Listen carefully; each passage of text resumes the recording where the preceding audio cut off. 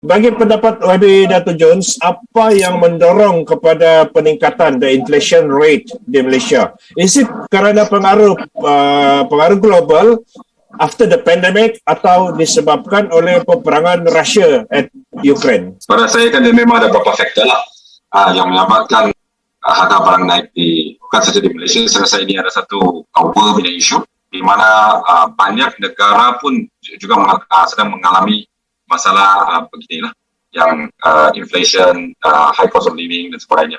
Selepas COVID, orang semua negara mungkin semua stakeholder masih lagi sedang adjust untuk adapt di satu keadaan yang baru lah.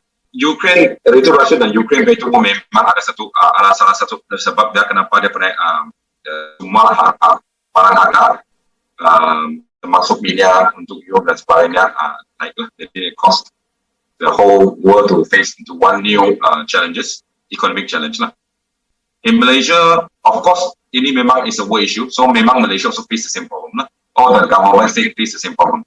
But in Malaysia, there's something very unique. Government adalah satu adalah satu sebab dia kenapa harga barang naik totally out of control. Dia macam bukan saja naik tapi out of control. Macam banyak negara pun mengalami masalah ini, tetapi dia dikawal. Dia dikawal dengan baik. Ada yang dikawal mungkin langsung tak macam tu rasa, ada yang rasa ada sedikit, tapi kita punya langsung sampai satu tahap yang tak boleh dikontrol. Ini yang saya kena stress di sini.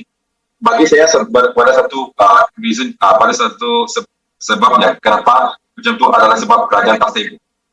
Whenever government tak stable, di 2 tahun, 3 tahun kita tukar 2-3 kerajaan, dan kita ada 3 PM sudah, sekarang mungkin akan tukar lagi, tak lama lagi. So, apabila dia sudah kerajaan yang baru kan, ada PM yang baru, dia ada rancangan baru, budget baru. So, apa yang artinya sekarang punya PM kalau naik, apa yang rancang dahulu 2 PM tak guna sudah lah. So, apa yang dia rasa kick off, all the effort, all the money kalau dia budget yang dia spend itu memang tak guna lagi lah, tak guna lagi. And every time dia ada kerajaan dan PM ditukar, dia punya policy yang kita boleh nampak dari sekarang, dari segi dasar dia, dari segi progress dia, you boleh nampak ini atau rancangan dasar yang dia melaksanakan adalah sangat short-sighted, semata-mata untuk survival dia orang. Macam mana dia boleh survive in the next 1 year, 2 years for election. Dia bukan tengok jangka panjang. So, policy yang dia melaksanakan tu bukan untuk masa 30 tahun, 50 tahun, macam mana Malaysia boleh mengawal dengan baik dengan cabaran-cabaran macam-macam lah. Ini adalah satu puncak sebab dia kenapa harga tidak dikawal di Malaysia. Saya bagi contohnya. Ini masalah ayam. Harga ayam ni sekarang pun sudah meningkat. Semua pun meningkatlah sekarang. Harga semua pun meningkat. Memang ini adalah satu buah isu. Di dunia ini semua negara pun mengalami dengan masalah ini. Tetapi tiada pun satu negara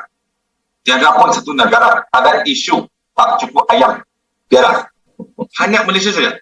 Why? Because government tak stable. Tiada orang betul-betul put their foot on the ground, betul-betul pergi connect themselves with the ground. Apa yang sebenarnya masalahnya?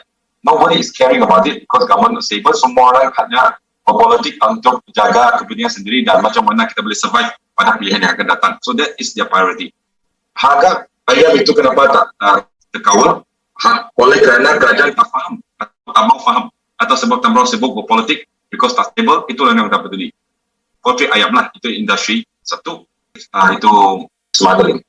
That's why poultry industry can be difficult to expand. Susah nak kasih kembang dia sebab yang tak kawal dengan itu smuggling. Dan masa kedua, dia orang tak connect themselves dengan itu keadaan sekarang.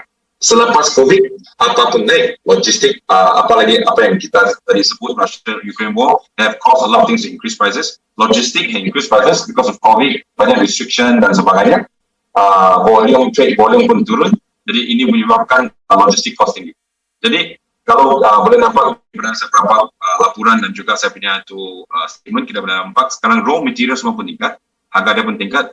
Artinya untuk farmers, dari segi pajak dia, dari segi money dia, dari segi semua lah, yang guna fertilizer dan sebagainya, dia punya infrastructure, semua pun tingkat. Sama untuk semua peternak, termasuk Ini poultry lah, ayam lah. Tetapi dia tak adjust. Dia tak bagi insentif kepada peternak ayam. Dia mau kasih kontrol tu harga ayam. Tapi yang lain dia tak kontrol. Itulah dia, itu semua harga pun naik. Kecuali ayam. So kalau saya sebagai satu peternak ayam, contoh dia, kos saya untuk ternak satu ayam adalah RM11 atau RM12 lah. Average is about 12 lah. Itu buat masih menteri lah. Sekarang saya tak tahu mungkin tingkat, saya tak tahu berapa lah. Ini contoh saja. So dulu dia itu harga terkawal untuk ayam. So dia beritahu, okay, kalau tahannya boleh jual RM13. So dalam satu ayam, it is a volume game. At the same time, I'm facing smarter challenge. Tetapi saya punya harga kena kawal, tapi saya punya itu cost peternakan itu tingkat. Ini challenges. Apabila kerajaan tak faham dengan keadaan ini, dia tak pedulilah. Kamu tak boleh tingkat. Mesti juga itu harga. Sebab kenapa dia takut rakyat marah. Tapi dia tak tahu keadaan. Atau tak pedulilah dengan keadaan dia. So dia tak kasih tingkat. So if you are a poultry farmers, kalau you adalah bisnes yang ternak ayam, apa you harus buat? You stop our production. Because my cost of bring a chicken mungkin sudah sampai RM15. You tak bagi insentif. You don't have policies untuk bantu kita. But you suruh kita tak boleh naik itu harga. Masalah yang ini government is not connected to the ground. Dia tak faham keadaan itu. So apabila saudara ayam, mesti kasih buang itu siling. Siling kasih buang dia, mesti kasih naik. Mesti kasih dekat kabut dia. If you are hands on with whatever is happening, you boleh kawal dia dengan baik. Macam negara yang lain lah. Ini satu contoh, tapi semua industri pun sama. Dia mengalami isu yang sama, cabaran yang sama. Sebab dia itu kerajaan tiada satu clear punya dasar. Tapi kerajaan sibuk berpolitik, sibuk mau jaga siapa mau jadi next PM. Dan ada satu lagi, kalau saya boleh tambah, itu adalah sebab priority itu salah digunakan. Ada GLC masih naik harga, naik gaji, naik allowance. Ada yang macam mega projects di umum untuk buat ini itu yang dia tak connect dengan keadaan hari ini. Sebab hari ini rakyat mengalami dengan isu brain party issues. Macam mana lah kita boleh cari makan, bekerja, ada employment, boleh cari makan untuk rumah. Tapi dia buat projek yang besar-besar tapi tak baguslah. Semua rakyat tak ada related, bukan tak bagus tapi priority dia salah, dia simpan priority dia. You kena your KPI of your budget that you spend. You ada budget yang you mau belanjakan tu budget bukan untuk projek-projek besar. Bukan KPI dia, saya ada 2 bilion, saya sudah spend 2 bilion, itu artinya saya okay. Itu bukan tu. KPI should be spent first to create jobs. Recent statistics that show Malaysia tergantung dengan barang importan, utamanya makanan. The highest importer for meal wheat first is Selangor, 100 bilion satu bulan. And Penang second, 74.2 billion. Then followed by who? Sabah. Okay, followed by Sabah, 19 million, relatively lower lah. Sebab staple food kita ada banyak lah. You can do a lot of staple food. So what we tak bergantung. Ini adalah satu masalah yang besar. Menyebabkan kenapa cost of living tinggi dan barang naik. Sebab itu adalah raw material dia. Kalau raw material, and kita bergantung dengan raw material. And this is something that is very serious. And the government seriously into this because this relates to food security issue. Saya bagi soalan yang pertama kepada Puan Juria. Puan Juria, you answer sebagai seorang pengguna lah kan, sebagai seorang pengguna. Hari ini secara rasmi subsidi minyak masak untuk 2 kg ke atas telah ditarik balik oleh kerajaan Malaysia.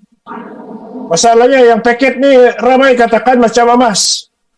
Susah betul mendapat, lambat siap, pusung sudah. Jadi pada pendapat Juria lah kan, apa yang menyebabkan senario macam ni boleh berlaku sejak dari dulu lagi? Okey, terima kasih Matt.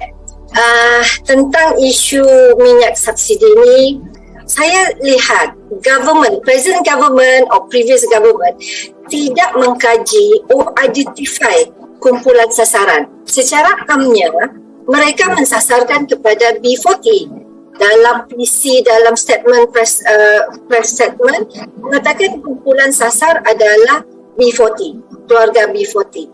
Tetapi pada realitinya minyak subsidi subsidi paket yang 1 kilo RM2.5 ni boleh dibeli dan dipakai oleh penjajah dengan peniaga kedai makan.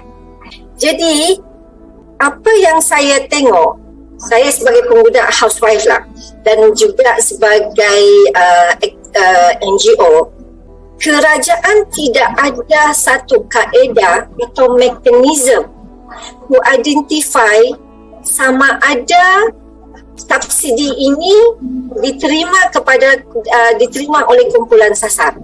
Yang ada adalah supermarket yang buat sendiri. Supermarket bagi banner, dia cakap satu orang boleh beli 2 paket.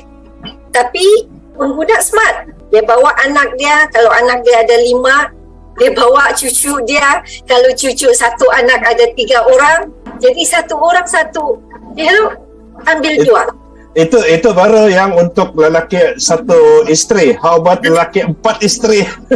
So, ini yang saya maksudkan, subsidi itu tidak mencapai sasaran. Tetapi penjajah, mereka tidak ada kaedah mengenal pasti sama ada itu penjajah tuan punya kedai restoran yang pakai. Sebab dia tidak ada checkpoint. Dia tidak ada identify you are IKASI punya orang kah, UB40 punya orang. You boleh drive BMW, you boleh drive Mercedes masuk Bataras, you beli minyak RM2.5. Second issue lagi di mana dia cepat habis. Apa yang saya lihat? Saya ada bertanya dengan orang-orang kampung. Kami sebagai di dalam NGO, kami prihatin dengan keluhan orang ramai. Mereka bercakap, kalau pasar raya, big supermarket selling at 250, kedai runcit kampung, dia jual RM3.5. Apa yang kita lihat sini adalah, satu, tidak ada kaedah mengenal pasti pembeli yang menerima subsidi ini. Kedua, tidak ada keberkesanan atau tidak ada penguatkuasa mengesan atau mengawal. Monitoring lah. Monitoring ini penjualan. So, boleh jadi kedai runcit yang di kampung-kampung ni, orang pun beli dengan Bataras. Why not? Okay. Why not these people? Satu rumah, ketua isi rumah, dia bagi untuk satu kad.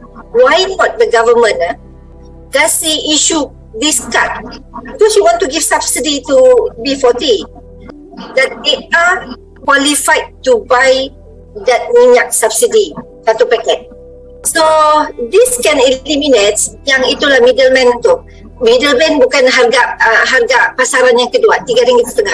Patutnya RM2.5, tapi dia orang jual RM3.5. Dan itu one way to reach the actual target. Dari zaman dulu lagi, IKASI sudah dibuat, okay, berpuluh tahun, but it does not, the database is not used or utilized. So, I agree with YB Jun when he referred to present government saying that they campaign for stability economy, but actually they did not stabilize the economy because they claim they can provide stability, but they do not implant the good governance. Very simple, in subsidy. Imagine, I think IKASI registration started around like in the early 2000. So it's been 20 years. They have the database. They're not using it. Adakah database tu updated ke? Itu is another question. I won't kupas on that. I won't elaborate on that. Yeah. So I remember last time kan during the PKP semua orang sibuk. Nama saya dulu ada dalam senarai data IKASI, tapi sudah ni tidak ada sudah. So jadi haywire. So basically, the government really gagal in control in managing the subsidy minyak. Okay. So second issue is that what that you didn't ask is about the bottle subsidy. So the bottle subsidy actually was lifted today because of itu sekarang kita sudah fasa endemic. But like YB Jun saying, that kita recovering. okay, in recovering stage, why not assist, help the people, the rakyat, be subsidized in minyak masak?